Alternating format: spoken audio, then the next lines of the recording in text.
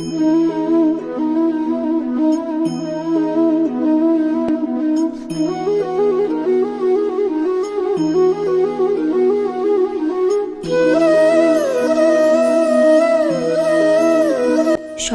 জানাই নববর্ষের প্রীতি ও শুভেচ্ছা।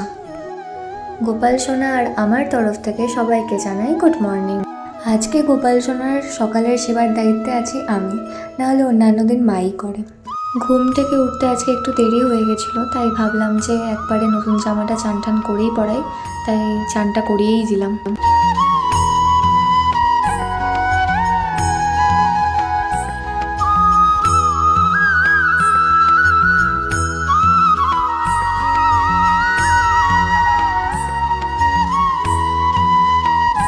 এবারে পয়লা বৈশাখে গোপাল সোনার 4খানা জামা হয়েছে।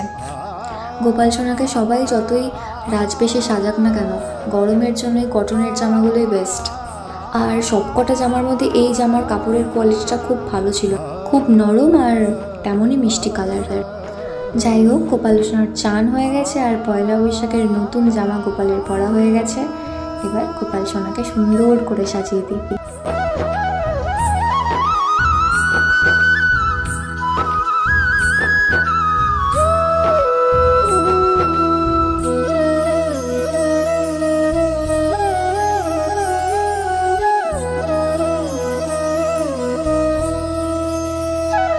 আর এই হলো আমার গোপাল সোনার ফাইনাল লুক পয়লা বৈশাখের।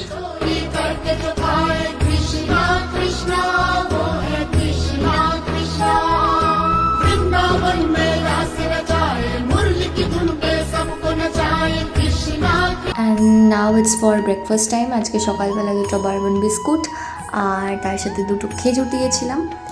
খুব সকালবেলা উঠলে মা ড্রাই ফ্রুটস দেয়, মানে কিশমিশ, কাজু এইসব। আর আজকে যেহেতু ঘুম থেকে উঠতে একটু লেট হয়েছিল, তাই জন্য আমি খেজুরটাই দিলাম। বেলা মা সেবা দিয়েছিল, তাই সব ঠাকুরকেই মা আবার ফুল দিয়ে পুজো করেছে, সাথে এখানে গোপালকেও সুন্দর করে ফুল দিয়ে সাজিয়েছে।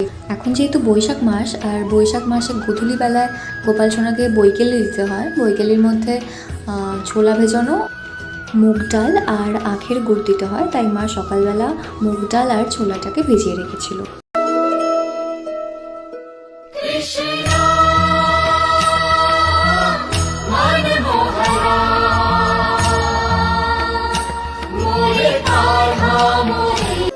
চারখানা জামা হয়েছে আর সকাল থেকে একই জামা পরে আছে, তাই মা আবার এসে দুপুরবেলা জামাটাকে চেঞ্জ করে দিল। আর এই জামাটা পরে কি মিষ্টি দেখতে লাগছে।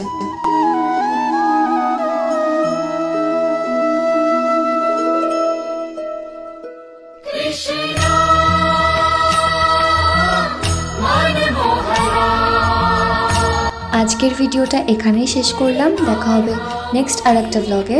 আর ভালো লাগলে লাইক, কমেন্ট, সাবস্ক্রাইব করে দেবেন। টাটা।